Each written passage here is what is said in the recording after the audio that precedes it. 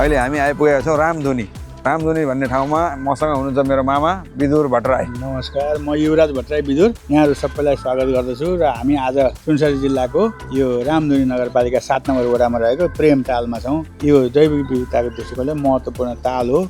आन्तरिक पर्यटन, बाहिर पर्यटनको लागि यहाँ खानेकुरादेखि लिएर पिकनिक स्पोट बनेको छ र भान्जासँग आज म यो एरिया लगायत अरू धेरै ठाउँ यहाँका यी सबै आज हामी घुम्छौँ। टक्कसँग व्यवस्थित छ यहाँ पिकनिकको लागि बनाइदिएका टेबलहरू, यहाँ बस्ने पिकनिक खाने। यो चाहिँ पर्यटकीय क्षेत्र रहेछ, एकदम मनमोहक छ। यहाँ चराचुरुङ्गीहरू कराइरहेछन्, काफल पाको पनि भन्दैछ। यो परभित्रैसम्म बनाइदिएको एकदमै सौन्दर्यले भरिएको सालका रुखहरू, अग्ला जङ्गलको बिचमा एकदमै रमणीय ठाउँ रहेछ यो। यहाँ पुल रहेछ, पुलको नाम मितेरी पुल राखिएको रहेछ। यहाँ बस्ने, खाना खाने, इन्जोय गर्ने, ड्रिङ्क्स खाने। पञ्चायन सिमसार टिकटक रोड रहेछ यो चाहिँ। यहाँ चाहिँ टिकटक बनाउनको लागि बनाइएको रोड रहेछ। एकदम राम्रो पनि रहेछ, आकर्षक रहेछ। यहाँ सेकुवा पनि एकदम प्रसिद्ध अरे, बङ्गुरको सेकुवा किलोको हिसाबले खाने, एकदम व्यवस्थित रहेछ। र हाम्रो यात्राको क्रममा अहिले चाहिँ हामी सुनसरी सामुदायिक वन उपभोक्ता समूहमा आइपुगेका छौँ। यहाँ पनि खाने पिउनेको व्यवस्था रहेछ। एउटा ठुलो ताल रहेछ यतापट्टि। यहाँ चाहिँ उपभोक्ता समितिका कार्यकर्ताहरू यहाँ वन सरसफाइ कार्यक्रममा एकदमै व्यस्त हुनुहुन्छ। यो हो नि त तरिका, आफ्नो देश आफै बनाऊ। र यहाँ मजाले माथि बसेर लेकको भ्यू हेर्दै इन्जोय गर्ने ठाउँ पनि रहेछ। त्यो लेकको नाम के छ थाहा छ त? रासा ताल। ए ताल चाहिँ निकै ठुलो बनाइएको रहेछ, परसम्म सामुदायिक वनको बिचमा। माछा पालन पनि छ, माछा फिसिङ नै हो। ए यहाँ माछा पालन पनि गरिएको छ, फिसिङको पनि व्यवस्था छ। र यहाँ ट्री हाउस पनि बनाइएको रहेछ, त्यहाँ बसेर इन्जोय गर्दै भ्यू हेर्ने। अनि यहाँ नाउहरू पनि राखिदिएको छ, न्यूनतम शुल्क तिरेर चाहिँ इन्जोय गर्न सकिने रहेछ। एकदमै राम्रो लाग्यो मलाई। सुनसरी जिल्लामा यस्तो पनि छ भन्ने कुरो मलाई थाहा थिएन। मामालाई धेरै धेरै धन्यवाद। भन्दा यो हाम्रो सुनसरी जिल्ला साँच्चै सुनसरी नै छ। हो, थ्याङ्क यू। यो चाहिँ देखेको बयर वन होला, भयङ्कर ठुलो भएछ हौ यतापट्टि। अब चाहिँ हामी अफिसियली चत्रा बजार छिरेका छौँ। यहाँ टेम्पो स्ट्यान्ड, बस स्ट्यान्ड यही त्यस्तै रहेछ। घरहरू लगभग उस्तै रहेछन्। पुराना घर जस्ता थिए त्यस्तै नै रहेछन्। हनुमान मन्दिर अनि अलि अगाडि शिवको मन्दिर। अनि यो सबै क्षेत्रफलमा चाहिँ कुम्भ मेला लाग्ने गर्छ। प्रत्येक 6 वर्षमा कुम्भ मेला लाग्नको लागि चाहिँ बनाइएको। अनि यी घरहरू चाहिँ आश्रमहरू बनाइएका। यो चाहिँ चतरामै छ, बराह क्षेत्र नगरपालिकाको चतरामा। हाम्रो दायाँपट्टि चतरा नहर छ, पारिपट्टि देखिएको चतरा बजार। र यसकै अगाडि सिधै गयो भने कोसीको तिरैतिर जाँदाखेरि हामी पुग्छौँ बराह क्षेत्र मन्दिर। हाम्रो यात्राकै क्रममा औलिया बाबाको मन्दिर छ यहाँ चतरामा। त्यो चाहिँ अब दर्शन नगरी नहेरिकन कसरी जाने भनेर हामी आएका छौँ। अहिले चतरा बजारभन्दा अलिकति माथि औलिया बाबा हुनुहुन्छ। यो चाहिँ मणिमुकुन्द पहिलेका यहाँका राजा। ए मणिमुकुन्द सेन, हजुर। ल उहाँ चाहिँ औलिया बाबा हुनुहुँदो रहेछ। अनि उहाँको खराउहरू पनि राखिएको छ यहाँनिर। अनि उहाँको गद्दी, सुत्ने बस्ने ठाउँ। अब भनाइअनुसार, किंवदन्ती अनुसारले चाहिँ उहाँले चाहिँ म कहिले मर्दिनँ भन्नुभएको थियो अरे। त्यही भएर उहाँलाई चाहिँ अहिले पनि यहाँ लुगा फाटो चढाउने उहाँको घर बनाएर राखिएको रहेछ। 4 बिघा क्षेत्रफलमा बनाइएको छ यो। औलिया बाबालाई चाहिँ हिन्दूले पनि मुसलमानले पनि दुवैले मान्ने गरेको छ अरे।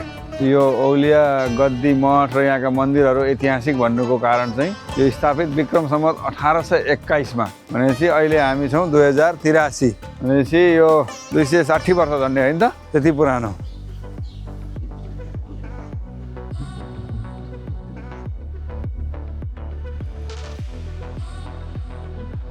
अफिसियल्ली अब हामी बराह क्षेत्र मन्दिरको परिसर एरियाबाट भित्र प्रवेश गरिसकेका छौँ। प्रवेशद्वारबाट चाहिँ 3.5 किलोमिटर जति छ अरे यात्रा। बाटोमा ठाउँ पहिले पनि गएको रहेछ। पहिरोले बाटो बिगारिदिइहाल्ने नेपालको यही हो विडम्बना जताततै। धरतीको पहिलो तीर्थ बराह क्षेत्रधाम दर्शन गर्ने मौका मिल्यो धेरै पछि, झन्डै 16 वर्षपछि।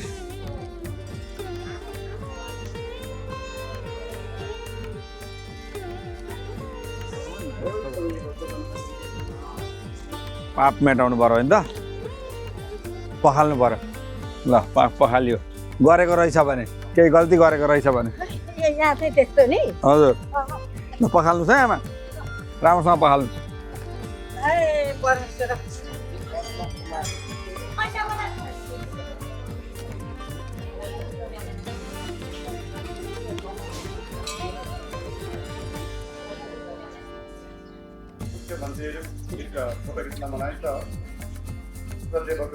मुख्य मन्दिरभित्र भगवानको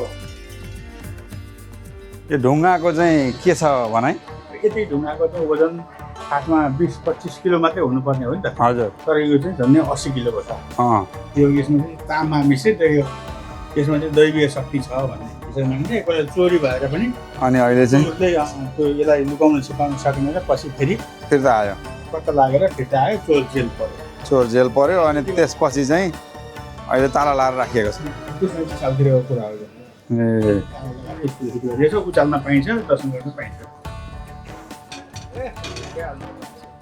उठ्यो है म पनि प्रयत्न गरौँ त ठुलो मान्छे ए मजाले उठाइहाल्नु भने यसरी झर्ने ठाउँ बनाइदिएको रहेछ व्यवस्थित तरिकाले अहिले अब हामी जाँदैछौँ कोका नदी कोका नदीको सङ्गम चाहिँ कहाँनिर होला त त्यहाँ जाँदैछ नि हजुर हजुर कोका र उताबाट सानो कोका आएका छन् कहाँ सानो हुनु ठुलै छन् कोसी भन्दा सानो भएर सानो लागेको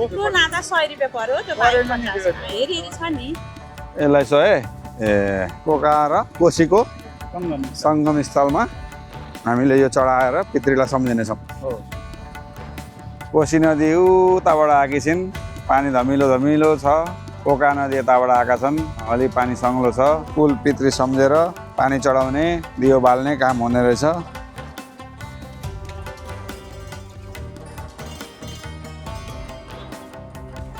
उहाँहरूको वैकुण्ठवासको कामना होस् ल पितृको सम्झना गरेर हामी अब उकालो लाग्दैछौँ अब हामी कोकामा बनेको झोलुङ्गे पुल यही हो अहिले पनि सञ्चालनमै छ मान्छेहरू आउने जाने क्रम यसमा हुन्छ यो मेरो अगाडि देखिएको दाहिनेपट्टिको डाँडो सुनसरी जिल्ला यो कोका नदीको यतापट्टि देखिएको यो धनकुटा जिल्ला अहिले हामी उभिरहेको झोलुङ्गे पुल सुनसरी र धनकुटालाई जोड्ने पुल कोका पुल अनि यो देखिएको कोसी नदीको पारिपट्टि देखिएका ती डाँडाहरू सबै उदयपुर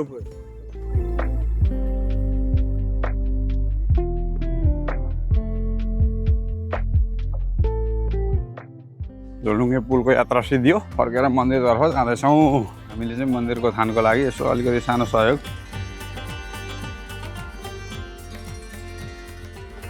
अब हाम्रो पराह क्षेत्रको दर्शन गर्ने कार्यक्रम घुम्ने कार्यक्रम सबै सिद्धियो अब हामी यहाँ केही खानाका लागि यसो हेर्दैछौँ यहाँ शुद्ध शाकाहारी के भेटिन्छ खानेकुरा यहाँ दाल भात पाइँदो रहेछ 12 बजिसकेको भएर हामीले चाहिँ दाल भात नै खाने निर्णय गऱ्यौँ मामा भान्जा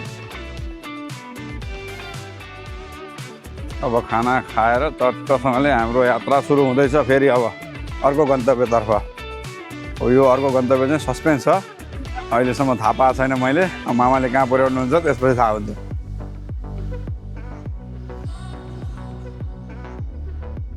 यो पुल चाहिँ सुनसरी र उदयपुरलाई जोड्ने पुल कोसी नदीमा बनेको कोसी पुल अब हामी उदयपुरतर्फ लाग्दैछौँ बेलका नगरपालिका उदयपुर हामी प्रवेश गरिसकेका छौँ उदयपुर अब यहाँ होटलहरू रेस्टुरेन्टहरू खुलेको रहेछ मस्तसँगले अब यहाँ पहिला केही थिएन अहिले यस्तो भयङ्कर भएछ यो ठाउँ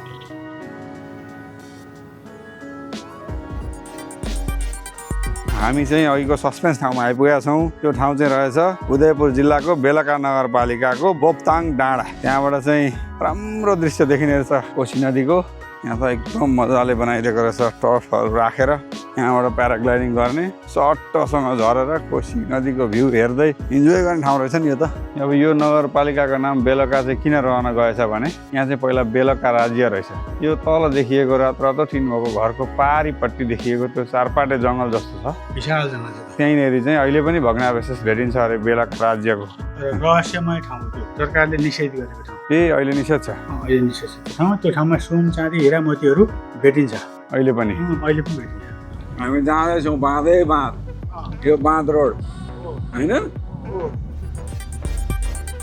ल हामी चाहिँ बोराबाँध आइपुगिसकेका छौँ। यो ठाउँको नाम किन बोराबाँध रह्यो भनेर कोही उत्सुक हुनुहुन्छ भने यो ठाउँमा चाहिँ कोसीले नलगोस् भनेर यसरी बोरा राखेर बाँध बाँधेको भएर यो ठाउँको नाम बोराबाँध रहेको रहेछ। र यो बोराबाँधमा यसरी ढुङ्गाको व्यवस्था रिजोर्टहरू खोलेर चाहिँ यो ठाउँ एकदमै प्रख्यात भएको रहेछ। अहिले यसरी बोटका व्यवस्था छन्, बोटिङ गर्न सकिन्छ बोराबाँधमा। Hello hello hello thank you. यी बोराबाँध। अर्को कुरा चाहिँ बोराबाँध सनसेटको लागि चाहिँ एकदम प्रख्यात रहेछ। यहाँ आएर सनसेट हेर्ने, उता खुला भएको भएर पश्चिमतिर मजाले सनसेट भ्यू देखिने रहेछ। ऊ पारिपट्टि पनि सानसाना हटहरू बनाएका रहेछन्। अब त्यो पनि एउटा केही न केही व्यवसाय नै होला। बोट राइडको कति पर्छ? 300 रुपियाँ पर्छ। कति मिनटलाई 300? 5-6 मिनट जस्तै। ए ओके। यसो तलमाथि गरिन्छ? हस् 3 राउन्ड। मामा गर्ने हो बोट राइड? नगर्ने? ल 300 रुपियाँमा 3 राउन्ड गरिन्छ अरे बोट राइड। तपाईँहरू कोही आउनुभयो भने यहाँ मजाले बोट राइड इन्जोय गरेर टिकटक बनाउने, भिडियो बनाउने, इन्जोय गर्ने। अब बर्खा लाग्यो, यो सबै पानी बढेर यो सबै ठाउँसम्म भरिन्छ अरे। उहाँहरूको यो कटेराहरू सबै सार्नुपर्ने हुन्छ अलि माथि माथि। जति पानी पऱ्यो बढ्दै गयो त्यति माथि सर्दै जान्छ। त्यही भएर उहाँहरूले टेम्पोररी बनाउनु भएको छ। यो सबै साना साना बाँसले गाडेर यसरी झुप्रो बनाएर राख्नु भएको छ पसलहरू। रमाउने व्यवस्था छ। बोराबाँध आउनुभयो भने पुरा इन्जोय हुन्छ। यहाँ होमस्टेको व्यवस्था छैन? यहाँ बस्न चाहिँ मिलेन? कहाँ बस्ने त? यहाँबाट त्यो जुन छिर्यौँ नि हामी हजुर त्यहाँतिर ए छ त भनेपछि यहीँ नजिकै रहेछ त। कोसीकै नजिकै नभए पनि अलिकति पर चाहिँ छ।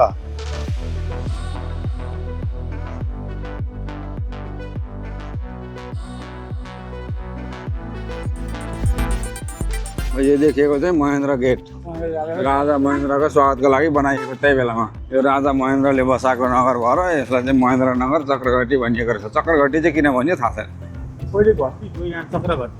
ए हामी चाहिँ राजाबास भन्ने ठाउँमा आइपुगेका छौँ।